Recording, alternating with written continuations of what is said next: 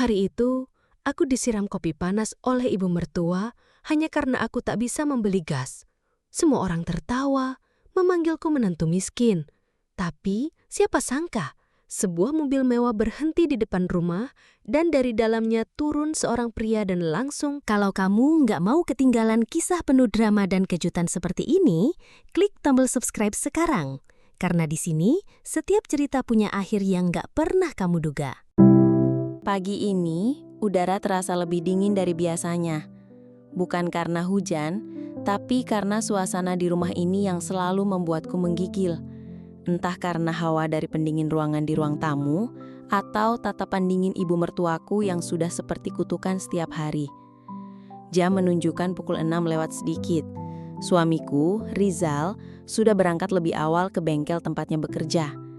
Tidak ada kata pamit. Bahkan tidak ada sekadar tatapan. Dia hanya berjalan melewatiku di dapur, membawa helm, lalu pergi. Pintu menutup tanpa suara, tapi tetap meninggalkan gema yang menyesakkan di dadaku. Aku berdiri di depan kompor. Mataku memandang kosong pada wajan yang belum sempat kupanaskan. Aku ingin membuat sarapan sederhana untuk ibu mertua. Telur dadar dan teh hangat mungkin. Tidak ada yang mewah. Hanya sekadar wujud tanggung jawab sebagai menantu yang tinggal menumpang.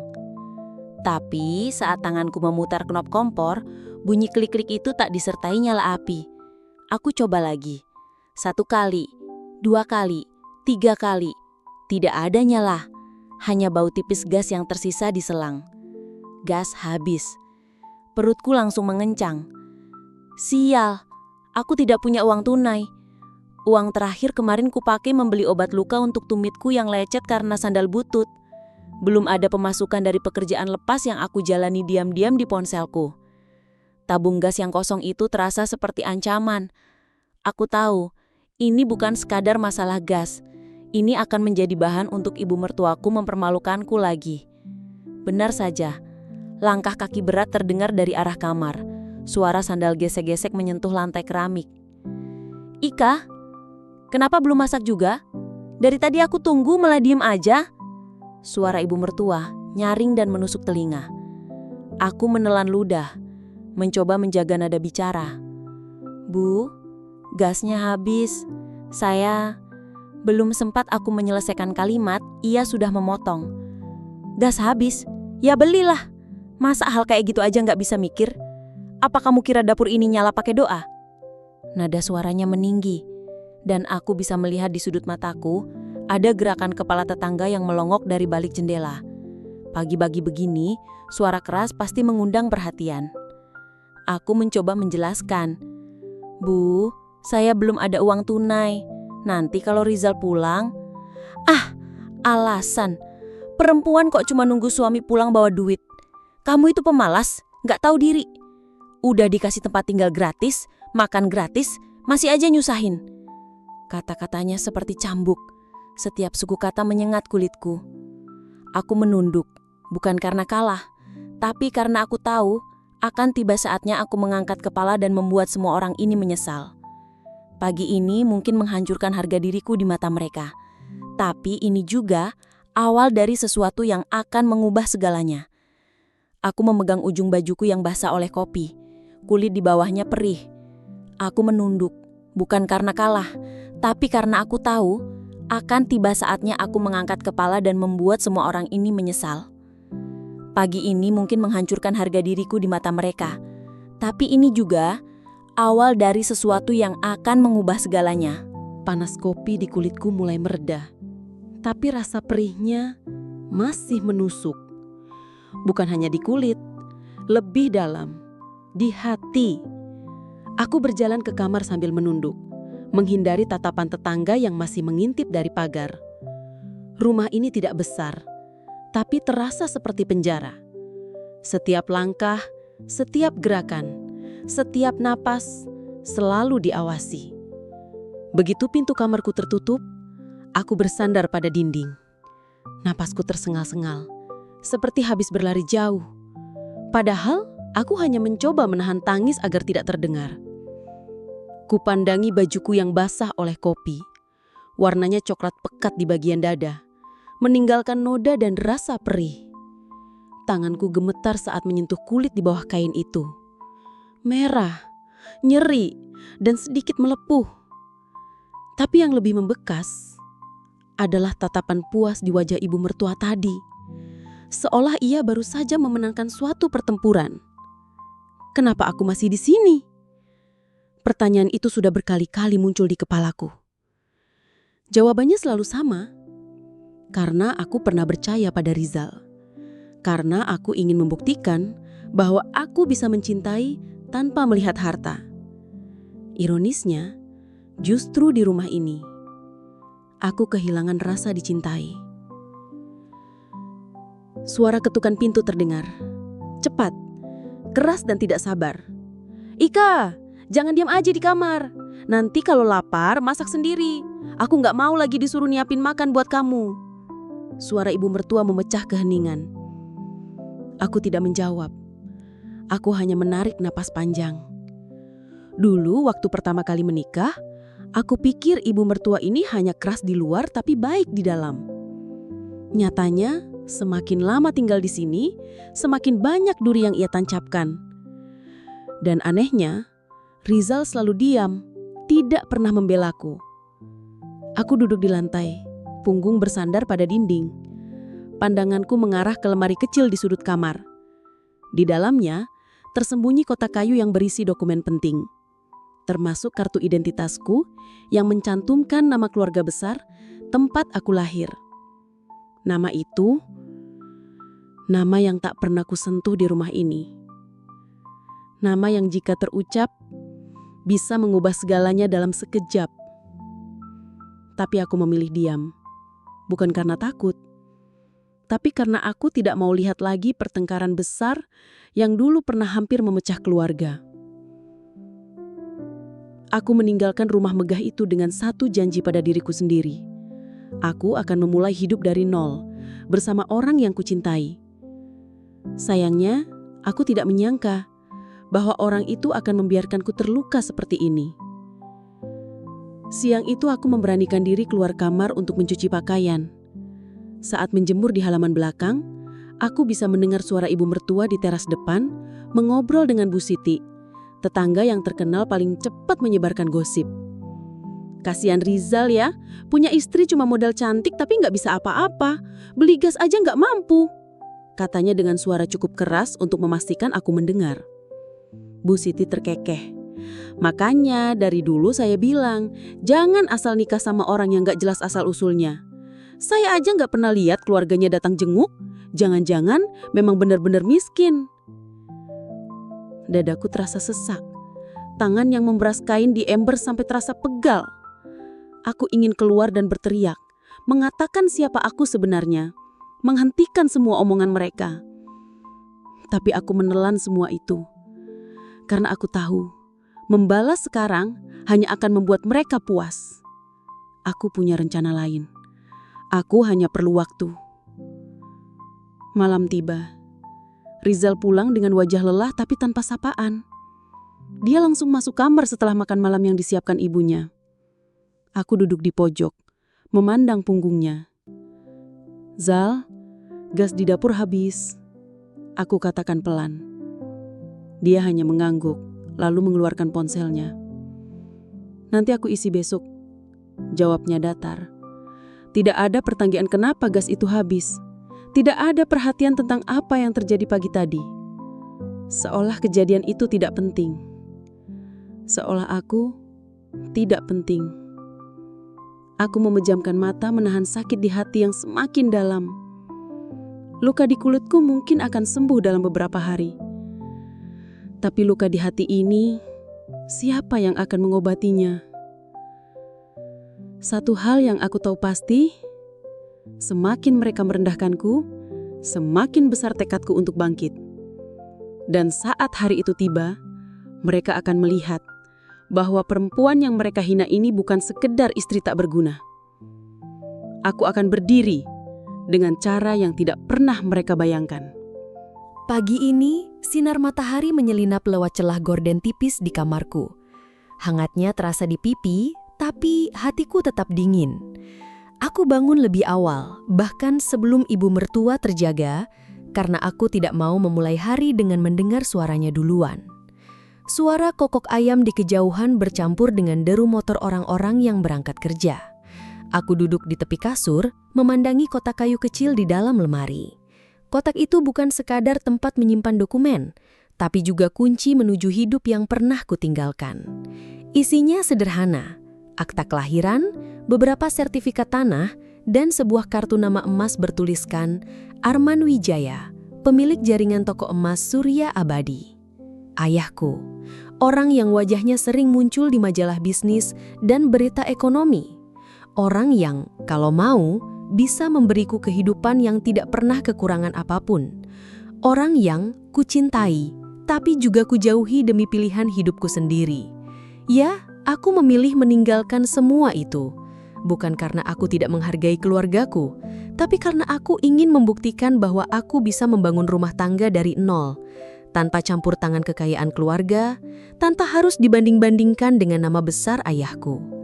Sayangnya, keputusanku justru membuatku terjebak di tempat yang salah.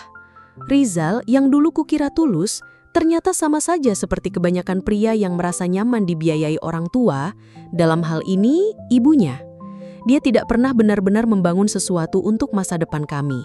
Dan ibu mertuaku, dia menganggap aku beban, hanya karena tidak pernah melihat uang keluar dari tanganku untuk kebutuhan rumah. Kalau saja mereka tahu bahwa di luar sana, aku punya rekening yang isinya cukup untuk membeli rumah ini berkali-kali. Bahwa aku bisa saja memanggil satu telepon dan semua kebutuhan kami akan terpenuhi. Tapi untuk apa? Kalau aku menuruti ego hari ini, aku hanya akan membuktikan bahwa aku sama seperti yang mereka pikirkan. Lemah, bergantung pada harta orang tua. Pagi itu aku tetap ke dapur, mencoba menyiapkan sarapan sederhana meski gas sudah diisi oleh Rizal semalam. Ibu mertua keluar kamar, melihatku, lalu hanya mendengus. "Jangan bikin berantakan dapur," katanya sambil membuka lemari. Aku mengangguk, menahan diri untuk tidak membalas. Jam 7 lewat sedikit, aku duduk di teras sambil memegang ponsel. Bukan untuk bermain media sosial, tapi untuk memeriksa pesanan di toko onlineku. Bisnis kecil yang aku jalankan diam-diam. Penjualanku belum banyak, tapi setiap kali ada orang transfer, ada rasa puas yang tak bisa digantikan. Satu pesanan lagi pagi ini membuatku tersenyum tipis. Aku bisa, pelan-pelan. Suara motor berhenti di depan pagar. Seorang kurir menurunkan kotak besar. Aku langsung berjalan keluar. Tapi sebelum sempat mengambilnya, ibu mertua sudah lebih dulu menghampiri. "Ini apa? Kamu belanja lagi? Nggak punya uang buat gas tapi belanja online?" Nada bicaranya penuh sindiran. Aku menahan nafas. "Ini barang pesanan orang, Bu. Saya jualan online." "Jualan? Ah, jangan bohong. Mana mungkin orang kayak kamu bisa jualan? Paling-paling nitip orang tua di kampung." Aku tidak menjawab. Biarkan saja. Semakin aku diam, semakin ia yakin ucapannya benar. Dan itu akan membuat kejutan nanti terasa lebih manis. Siang menjelang, aku mendapat telepon dari nomor tak dikenal. "Ika, ini Rani, manajer butik di Surabaya. Tawaran kerjasama yang waktu itu kita bahas sudah fix. Kami mau ambil stok awal 100 potong, bisa kirim minggu ini." Aku terdiam sesaat, lalu menjawab cepat. "Bisa, saya akan atur pengiriman." Nada suaraku terdengar stabil, tapi jantungku berdegup kencang. Ini adalah pesanan terbesar sejak aku memulai bisnis ini. Jika berjalan lancar, aku bisa memutar modal lebih cepat. Namun, kegembiraanku tak bertahan lama. Ibu mertua lewat di dekatku, menatap curiga. "Ih, lu ngomong sama siapa? Kok senyum-senyum? Jangan bilang selingkuh." Aku menoleh, mencoba tertawa. "Ini urusan kerja, Bu." Dia hanya menyipitkan mata dan bergumam. "Kerja apaan? Duduk di rumah gitu aja." Kata-katanya memang hanya seperti racun kecil, tapi setiap hari racun itu menumpuk, membuatku semakin yakin bahwa suatu hari aku harus keluar dari sini. Bukan sekadar pergi, tapi pergi dengan kepala tegak, meninggalkan mereka dengan rasa malu yang tidak akan pernah mereka lupakan. Malamnya saat semua sudah tidur, aku membuka kembali kotak kayu di lemari. Jemariku menyentuh kartu nama ayah. Ada dorongan kuat untuk menelponnya malam ini juga, mengakhiri semua penderitaan ini. Tapi aku menutup kotaknya lagi. Belum sekarang, belum saatnya. Aku ingin bertahan Sampai hari di mana aku bisa membuktikan bahwa keputusan meninggalkan dunia lamaku bukanlah kesalahan. Sampai hari di mana aku bisa membuat mereka yang merendahkanku memohon maaf tanpa aku harus meminta. Hari itu akan datang. Dan ketika datang, tidak akan ada seorang pun yang siap menghadapinya. Pagi ini, aku bangun lebih awal dari biasanya. Jam di dinding kamar menunjukkan pukul 5. Udara masih lembab, dingin menyelinap lewat celah jendela. Tapi ada semangat yang mengalir di tubuhku, sesuatu yang tidak kurasakan sejak lama. Hari ini, aku punya rencana. Semalam, aku sudah mencatat daftar bahan dan peralatan yang harus kubeli untuk memenuhi pesanan butik di Surabaya. 100 potong pakaian bukan jumlah kecil untuk bisnis kecil seperti punyaku. Tapi aku tahu, ini adalah peluang emas. Aku berdiri di depan cermin, menatap wajahku sendiri. Ada lingkar hitam di bawah mata. Kulitku terlihat pucat, tapi sorot mataku lebih hidup. Aku mengambil kerudung, merapikannya, lalu menyelipkan sebuah amplop berisi uang tunai hasil penjualan sebelumnya ke dalam tas. Uang itu hasil kerja kerasku, tanpa sentuhan sepeser pun dari ayah atau keluargaku. Saat aku keluar kamar, ibu mertua sedang duduk di ruang tamu, memegang ponsel dan menatapku dari ujung kaki sampai kepala. Pagi-pagi udah rapi, mau kemana? Jangan bilang mau jalan-jalan ya, kerja aja nggak punya, gaya keluar, katanya dengan nada mencibir. Aku menahan napas. Ada urusan, Bu. Belanja bahan. Bahan? Bahan apa? Jangan-jangan kamu mau bikin acara nggak jelas. Pakai uang dari mana? Jangan-jangan... Aku memotong ucapannya dengan senyum tipis. Saya pakai uang sendiri, Bu. Dia tertawa pendek. Uang sendiri? Ah, sudahlah. Saya tahu kamu nggak punya apa-apa. Paling-paling minta kiriman orang tua di kampung. Aku memilih diam, berjalan ke pintu, lalu menutupnya pelan. Biarlah, aku tidak perlu membuktikan apa-apa sekarang. Waktuku akan datang. Pasar pagi di pinggir kota ramai sekali. Penjual kain, tukang jahit, sampai toko perlengkapan jahit semua berjejer. Aku memilih kain satu persatu, meraba teksturnya, membayangkan hasil akhirnya. Pemilik toko kain, seorang bapak berumur 50-an mengenaliku dari beberapa kali kunjungan. Banyak pesanan lagi, Mbak Ika? Tanyanya sambil membungkus kain. Aku mengangguk. Lumayan, Pak. Doakan lancar. Setelah semua bahan masuk ke dalam 2 tas besar, aku memanggil ojek online untuk pulang. Dalam perjalanan, aku memikirkan strategi. 2 minggu ini aku harus kerja ekstra, mengatur jadwal menjahit di malam hari saat semua orang di rumah sudah tidur, dan mengirim barang tepat waktu. Kalau berhasil, reputasiku akan naik dan aku bisa mendapat pesanan lebih besar. Sore itu, aku mulai memotong kain di kamar. Suara krek dari gunting bergema pelan. Tanganku bergerak tepat, mataku fokus. Tapi pintu kamar tiba-tiba terbuka, ibu mertua berdiri di ambang pintu, melihat tumpukan kain di lantai. Ini apaan? Kamu mau jadi penjahit sekarang? Nanti kamar jadi kayak gudang. Suaranya keras. Aku menelan ludah. Ini pesanan, Bu. Nanti saya bereskan. Dia menggeleng sambil tersenyum sinis. Pesanan? Halah, saya nggak percaya. Jangan sampai suami kamu kecapean kerja, kamu malah main-main di rumah. Aku tidak menjawab, hanya kembali memotong kain. Tapi dalam hati, aku semakin yakin. Setiap kata merendahkannya akan kubayar dengan keberhasilan. Bukan dengan teriak atau marah, tapi dengan hasil nyata yang membuatnya terdiam. 3 hari berikutnya, aku bekerja seperti mesin. Siang membantu pekerjaan rumah, malam menjahit sampai larut malam. Kadang aku tertidur di atas kain setengah jadi. Jari-jariku mulai terasa kaku. Beberapa kali tertusuk jarum, tapi aku tidak peduli. Di hari keempat, ibu mertua masuk lagi ke kamarku tanpa mengetuk. Kali ini ia melihat deretan baju yang sudah selesai digantung rapi. Ini semua kamu yang buat? Tanyanya suaranya tidak setajam biasanya. Iya, Bu. Jawabku singkat. Dia hanya mengangguk, lalu keluar tanpa komentar. Aku tidak tahu apakah itu tanda ia mulai percaya atau justru sedang merencanakan sesuatu. Seminggu kemudian, semua pesanan selesai. Aku mengemasnya dengan hati-hati, memberi label butik dan memanggil kurir ekspedisi untuk mengirim ke Surabaya. Saat kurir datang, ibu mertua sedang duduk di teras. Barang apa itu? Banyak sekali, tanyanya. Pesanan butik, Bu. Dia mengangkat alis tapi tidak berkata apa-apa. Hanya memandang mobil ekspedisi yang membawa kotak-kotak besar itu pergi. Malamnya ponselku berdering. Rani, manajer butik, mengirim pesan. Barang sudah sampai. Hasilnya bagus sekali. Kita mau repeat order bulan depan. Aku menutup mata, tersenyum lega. Di tengah semua cemoohan dan tecanan, aku berhasil membuktikan satu hal pada diriku sendiri. Aku mampu. Tapi di balik rasa puas itu, aku juga tahu, keberhasilan ini akan memicu sesuatu. Entah itu rasa penasaran atau kebencian yang lebih besar dari ibu mertua. Dan aku tidak salah. Karena keesokan paginya, saat aku duduk di teras, aku mendengar ia berbicara di telepon dengan seseorang. Iya, saya rasa ada yang aneh sama menantu saya.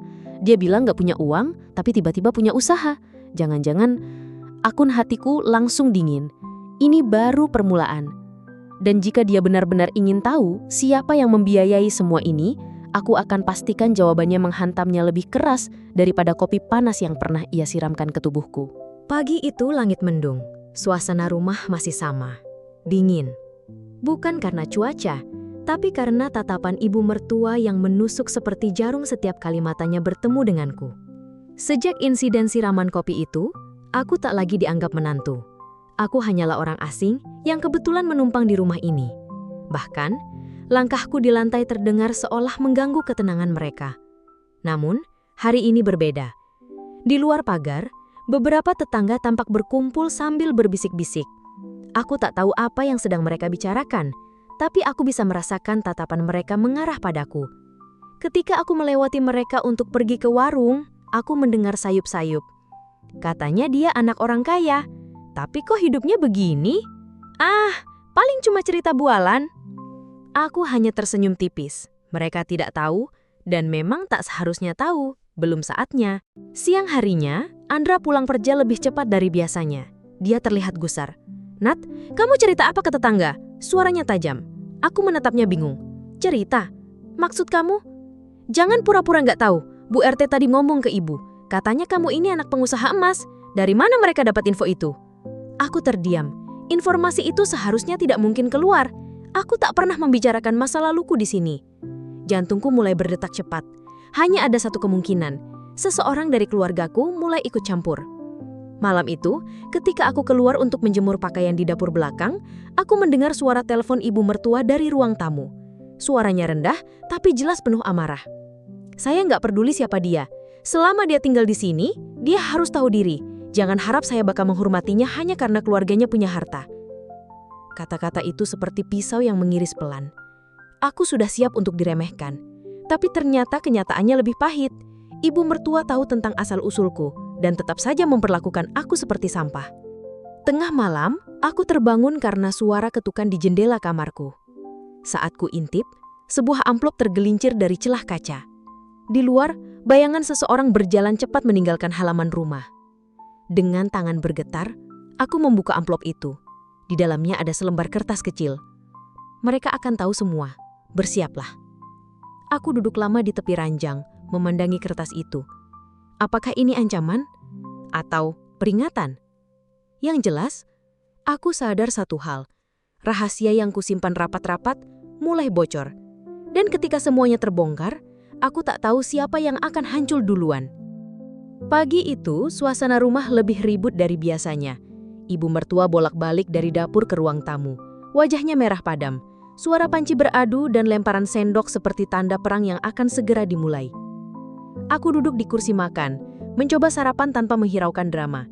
Tapi setiap suapan terasa pahit ketika aku sadar tatapan tajam itu terus mengawasi dari sudut mata. "Jangan pikir saya nggak tahu permainan kamu, Nadine," ucapnya tiba-tiba. "Permainan apa, Bu?" tanyaku pelan. "Sudah cukup, jangan pasang muka polos itu. Kalau kamu mau pamer siapa kamu sebenarnya, lakukan di tempat lain, jangan di rumah saya." Aku menatapnya lama, tidak membantah, tidak menjelaskan. Karena aku tahu, penjelasan hanya akan memberinya alasan baru untuk merendahkanku. Siang harinya, teleponku berdering, nomor asing. "Ini Nadine," suara berat seorang pria terdengar di seberang. "Ya, siapa ini?" "Saya dari kantor hukum keluarga Pranata. Bapak Anda meminta Anda pulang, segera." Dadaku terasa sesak. Aku sudah 3 tahun tidak menginjakkan kaki di rumah keluarga besar. Semua karena pilihan hidupku sendiri. Memilih menikah dengan Andra meski mereka menentang. Sebelum aku sempat menjawab, pria itu menambahkan, "Ada sesuatu yang perlu Anda ketahui, dan waktu kita tidak banyak." Malamnya aku duduk di teras sendirian. Udara dingin menusuk kulit, tapi pikiranku lebih dingin lagi. Aku memandangi lampu-lampu jalan yang redup, mencoba menenangkan diri. Andra keluar, wajahnya kesal. "Nat, ibu nggak tahan lagi. Kalau kamu mau tinggal di sini, berhenti bikin masalah." Aku menyenyum miring. "Masalah? Justru aku belum mulai, Andra." Dia terdiam. Mungkin tak mengerti, mungkin takut dengan ketenanganku. Sebelum tidur, aku memandangi amplop ancaman yang masih kusimpan di laci. Kata-katanya membakar di kepalaku. "Mereka akan tahu semua, bersiaplah." Mungkin ini memang saatnya. Kalau mereka ingin panggung, aku akan beri mereka pertunjukan. Dan kali ini, aku yang memegang kendali. Pagi itu, rumah seperti medan perang. Piring-piring di meja belum sempat dibereskan, tapi suara ibu mertua sudah menggema ke seluruh ruangan. "Andra, kamu tahu nggak siapa sebenarnya istrimu ini?" Aku turun dari tangga pelan-pelan. Langkahku tenang, tapi di dalam darahku berdesir kencang. Di ruang tamu, kulihat ibu berdiri dengan tangan di pinggang. Sementara di depannya, Andra mematung, memenggang secarik ke atas. "Ini apa?" Andra mengangkat kertas itu padaku. "Surat undangan ulang tahun perusahaan keluarga Pranata. Kenapa namamu ada di daftar tamu VIP?" Aku hanya diam, menatapnya dalam. "Jawab, Nadine." Andra mulai meninggikan suara. Ibu mertua menimpali dengan senyum sinis. "Pantas, dari dulu kelakuanmu angkuh. Ternyata kamu ini anak orang kaya. Tapi kamu sembunyikan ya? Supaya apa? Biar bisa pura-pura miskin, menguji kami." Aku melangkah maju, meraih surat itu dari tangan Andra. "Kalau aku cerita dari awal, kalian akan percaya? Atau akan lebih cepat menuduh seperti sekarang?" Tak ada jawaban, hanya tatapan tajam. Aku memang anak dari Pranata Group, dan alasan aku tidak pernah cerita, aku berhenti, menatap langsung ke mata ibu mertua. Karena aku ingin tahu, apakah orang bisa menghargai aku tanpa melihat nama belakangku. Ibu mertua tertawa mengejek. "Hargai kamu, sejak awal kamu cuma beban, dan sekarang kamu pikir kami akan minta maaf karena ternyata kamu anak orang kaya." Di momen itu, aku sadar, mereka tidak akan pernah berubah. "Tidak, Bu," ucapku dingin. "Justru mulai sekarang, kalianlah yang harus bersiap, karena permainan baru saja dimulai." Aku berjalan keluar rumah tanpa menoleh. Mobil hitam dengan logo Pranata Group sudah menunggu di depan gerbang. Sopir membukakan pintu, dan begitu aku duduk, pintu tertutup rapat, memutus semua suara dari dalam. Di kaca spion kulihat wajah ibu mertua membeku di teras. Dan untuk pertama kalinya, aku yang meninggalkan mereka, bukan sebaliknya. Gema musik orkestra mengisi ballroom hotel bintang 5 malam itu. Lampu kristal memantulkan cahaya ke gaun merah darah yang kupakai. Gaun rancangan eksklusif yang hanya dimiliki satu orang di dunia, yaitu aku. Acara ulang tahun Pranata Group selalu jadi sorotan media. Tapi malam ini, sorotan itu akan mengubur keluarga suamiku. Aku berdiri di sisi panggung, menunggu MC menyebut namaku. Di meja VIP, kulihat Andra, ibu, dan beberapa keluarga duduk kikuk. Mereka jelas tak nyaman berada di antara para tamu berjas mahal dan gaun kucur. Mereka diundang bukan karena kehormatan, tapi karena aku yang memanggil mereka. Hadirin sekalian, mari kita sambut pewaris resmi Pranata Group sekaligus Direktur Utama Pranata Hotel and Resort, Nadine Pranata. Sorak tepuk tangan memenuhi ruangan.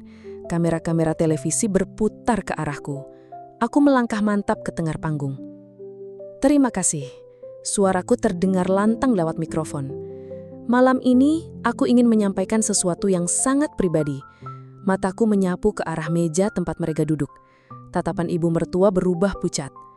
Bertahun-tahun, aku hidup sederhana, bahkan sering dihina, diremehkan, dianggap tak mampu oleh orang-orang yang seharusnya menjadi keluarga.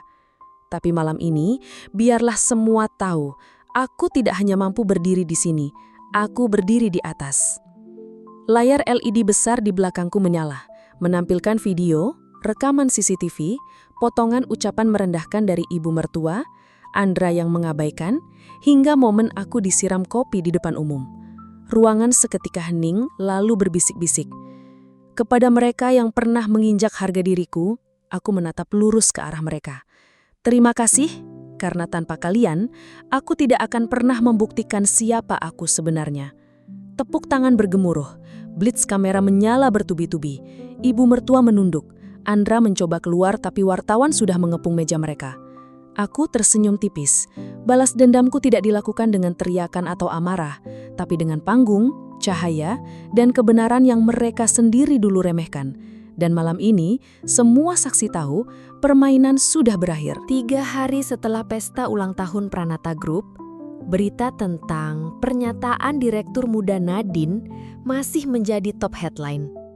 Potongan videoku viral di mana-mana. Semua orang membicarakannya.